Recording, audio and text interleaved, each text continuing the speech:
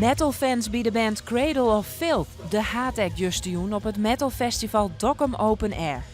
Net 3 jaar aanwezigheid is het festival weerom op het Tolhuispark in Dokkum. We begonnen te missen en het begint het wat te kriebelen en we kregen een hele grote verzoeking van bezoekers die west binnen en die het zo'n mooi feest vinden en die vregen wanneer doe je het weer. En ook de vrijwilligers, we hebben zo'n 140, 150 vrijwilligers, die moeten echt heel graag weg. Nou ja, dan kun je het ons dan het weer organiseren.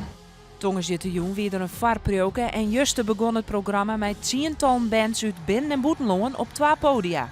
De organisatie verwachtte dat er het hele weekend zo'n 6000 mensen op aankomen. De camping is uitbreiden en er wordt goed gebruik van maken. Het is gezellig, de sfeer is goed, dus ja, ik ben tevreden. Op een camping is het leuk, hè? Ja, zeker. Het is echt leuk. Ja, leuke mensen en gezellig met elkaar. En, Place to be, hè, op een camping.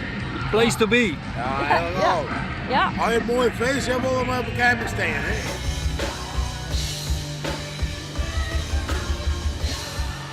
De fans binnen blij dat Dokkum Open Air weerom is. Vind je ervan? Ik vind het hartstikke tof hier. Het is gezellig hier, het is prachtig mooi weer. De mensen zijn weer leuk, het is weer als van ouds. Het is een paar jaar geleden, maar we zijn weer helemaal blij dat we weer terug zijn. Ja, je hebt het gemist. Ik heb het echt gemist, echt wel. Ja, we hebben het echt gemist, ja.